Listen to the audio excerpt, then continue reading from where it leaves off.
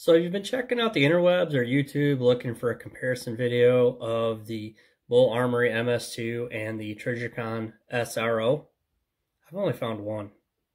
Well, hold on. I'm about to give you another one. This one might be a little more detailed, a little less detailed, but you be the judge of that. So why don't you guys go ahead and stand by, make ready, because here comes the video that I made for the comparison of the two dots.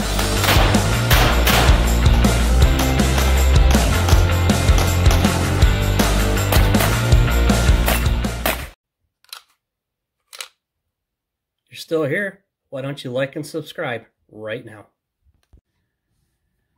Good afternoon, welcome back to the channel, guys. I've been looking forward to doing this video for a while. I kind of told you, I don't know, 3 or 4 months back I was going to do this comparison video between a Trijicon SRO and the Bul-Armory MS2 red dot that I bought, because the MS2 is supposed to be the knockoff of the SRO. So what I can tell you is that so far I've got approximately 4,000 rounds fired through my gun, and I am not having any type of problem at all. Everything's still clear. There's no blurring of the dot. The only issue I had was the dot came loose on my mount.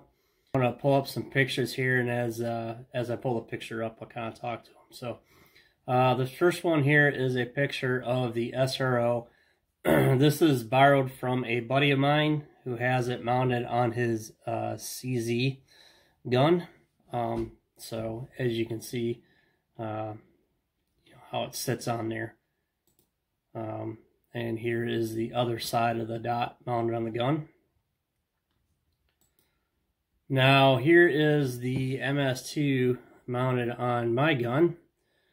As you can see, there's some differences in the shape of the body, but for the most part it looks pretty similar. And here's the other side of it. So there are some differences. As you can tell, though, the SRO does sit a little bit taller here. Not much, but the glass is a little bit bigger for sure. So now here is a straight-on shot of the Bul-Armory MS2 dot.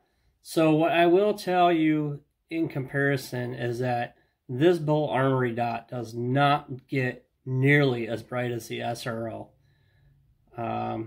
In fact, because of it, the dot actually does look a little bit smaller, but they do say it's a 5 MOA dot, very similar to the 5 MOA Trijicon dot. So that's the only major difference I've noticed for sure using both dots. Here is a picture of the SRO dot. As you can tell, it is quite a bit brighter. These two dots were on the brightest setting for each dot. So here's a side-by-side comparison here. Obviously, my gun's the Canic, the one on the top. The SRO is on the bottom. A little closer review. Here's just the MS2 dot on my gun. Another picture. And here's the SRO dot on the CZ. So guys, as you can see, there are some differences for sure. But you know, here they are together again. But I don't know. I mean, for half the price, and so far the dot is doing just phenomenal. The Bul-Armory dot, you know, I have no complaints at all. So is it worth the money? Yeah, that's up to you. For me, it is. For me, it works. I've had good luck with it.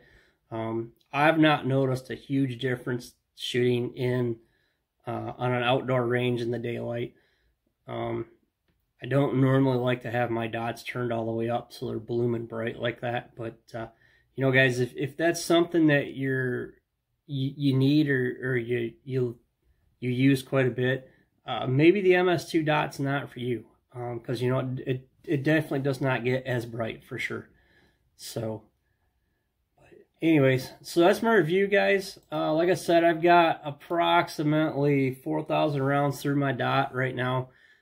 I've had no issues. I'm happy.